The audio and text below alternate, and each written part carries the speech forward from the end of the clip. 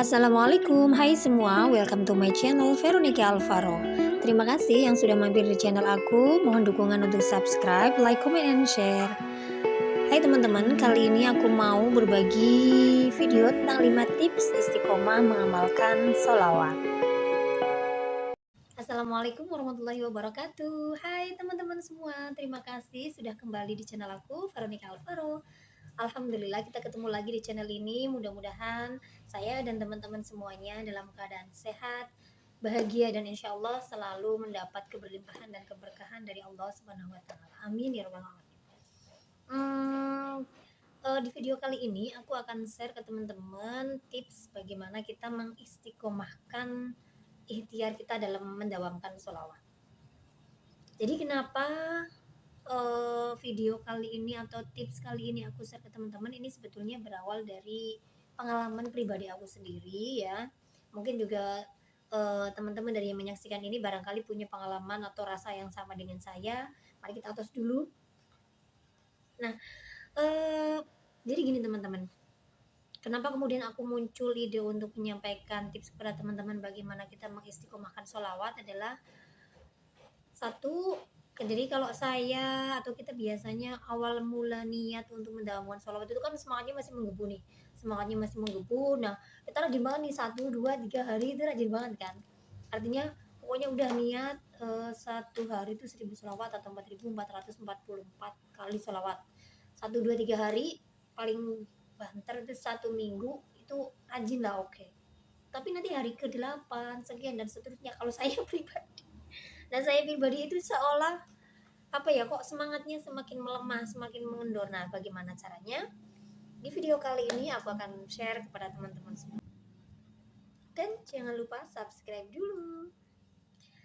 Oke, kita langsung aja. Untuk tips yang pertama, bagaimana cara kita untuk mendawamkan, mengistiqomahkan sholawat. Yang pertama adalah tentunya saya mengawali dengan meminta atau berdoa kepada Allah Subhanahu Wa Taala. Karena Allah yang memiliki kita secara jaza dan sepenuhnya atas kita, Allah adalah pemilik kita semuanya. Begitu juga dengan hati kita.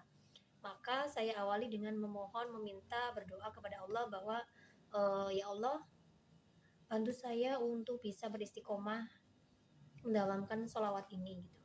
Karena Allah lah yang maha membolak-balikan hati kan.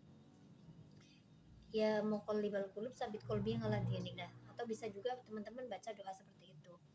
Meminta untuk diteguhkan hatinya dalam agama Allah Subhanahu Wa Taala. Itu yang pertama.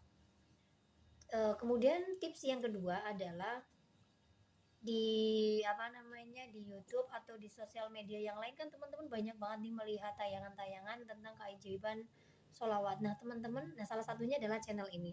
Tapi mungkin aku belum terlalu banyak berbicara mengenai atau sharing ke teman-teman tentang sholawat dan keajaibannya. Nanti teman-teman bisa search di channel yang lain kan ya. Jadi kalau aku biasanya semangat aku kemudian semakin hari kok semakin mengendor atau seolah niat untuk mendawamkan sholawat itu semakin pudar, aku biasanya kembali buka YouTube untuk mencari channel-channel YouTube yang menyampaikan atau testimoni mengenai keajaiban sholawat. Kemudian ceramah para ulama yang menguatkan tentang apa ya fadilah atau keutamaan atau pahala apa sih yang akan kita dapatkan ketika kita membaca sholawat ataupun sampai dengan mendawamkan sholawat. Nah itu saya rasa kalau kalau saya nih biasanya setelah mendengarkan kembali dari testimoni teman-teman yang sudah mendapatkan sholawat ataupun mendengarkan kembali ceramah para ustadz-ustadzah yang menyampaikan tentang fadilah sholawat, itu akan semakin menguatkan saya. Nah biasanya saya akan tergugah kembali nih semangatnya. Nah mudah-mudahan tips ini juga bisa dicoba oleh teman-teman. Nah supaya semangatnya kita juga semakin frekuensinya sama, jangan lupa subscribe dulu channel ini. Terima kasih. Itu tips yang kedua. Kemudian tips yang ketiga, kalau tips yang ketiga adalah aku biasanya mengingat kembali apa yang menjadi targetku gitu ya, atau yang menjadi hajatku ketika aku mendawamkan sholawat ini. Sebetulnya sih kalau mungkin ada perkataan yang menyampaikan bahwa ibadah ya harusnya ibadah yang ikhlas, nggak usah pamrih begitu kan. Kalau bagi aku ya itu betul dan bagus juga, tapi akan apa ya, nggak apa-apa juga kalau misalnya kita tuh beribadah kemudian kita memang ada embel-embel atau ada permintaan, ada hajat yang kita pintakan kepada Allah Subhanahu wa taala dengan lantaran sholawat ini, bagiku itu nggak masalah daripada yang kita minta sesuatu tapi nggak ada ikhtiar batinnya, nggak ada ikhtiar komunikasi langsung dengan Allah dengan melalui jalur-jalur ibadah itu nggak ada. Itu menurutku yang kurang baik.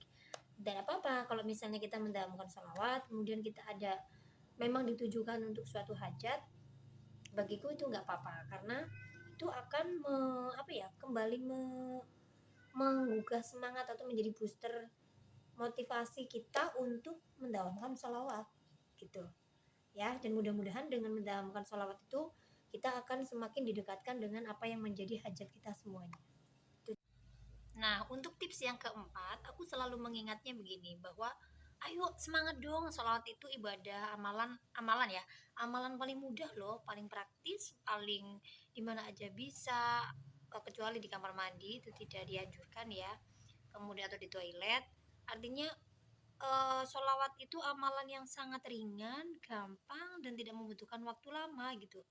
Kapanpun kamu bisa membaca, melaksanakan itu. Nah, itu yang selalu aku ingat untuk tips yang keempat, bahwa kamu tidak perlu menunggu kapan, tidak perlu waktu yang lama untuk mengamalkan amalan yang satu ini. Itu yang keempat. Yang kelima, kalau tips yang kelima dari aku sendiri itu biasanya adalah aku selalu jadi untuk membaca sholawat ini aku kan menggunakan tasbih digital. Nah, tasbih digital ini aku selalu letakkan di dompet yang kemana aja aku bawa. Ada nggak di sini? Nggak di bawah. Kalau tidak seperti itu biasanya aku sematkan di, aku kan masih pakai motor nih, mudah-mudahan 1 tahun setelah ini mudah-mudahan nanti aku sudah punya mobil ya, amin alamin. Jadi aku selalu taruh itu tasbih digital di, kalau motor metik itu kan depan ada saku ya, aku bilang tuh saku motor gitu depan. Nah itu aku biasanya taruh di salah satu saku motor depan itu.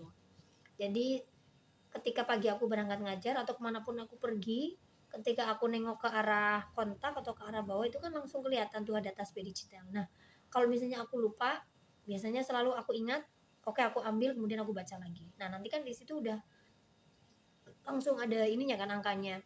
Kalau misalnya kita punya target satu hari itu 4.444 kali. Nah kalau aku senangnya tuh ngebacanya bisa setelah sholat, ini apa namanya, secapeknya kita, terus dalam perjalanan biasanya aku naik motor itu, makanya aku selalu naruh tasbih digital yang aku pakai untuk dikir sholawat ini di saku motor. Seperti ini nih gambarnya nih.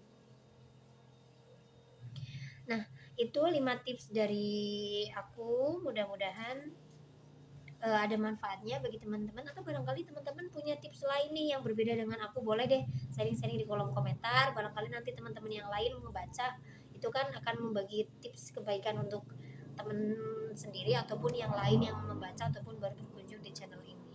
Mudah-mudahan kebermanfaatan, keberkahan, dan keberlimpahan berpihak kepada kita semuanya. Terima kasih.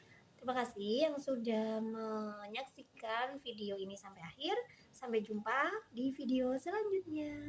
Wassalamualaikum warahmatullahi wabarakatuh. Allahumma shalli wa sallim ala sayyidina Muhammad wa ala ali sayyidina Muhammad.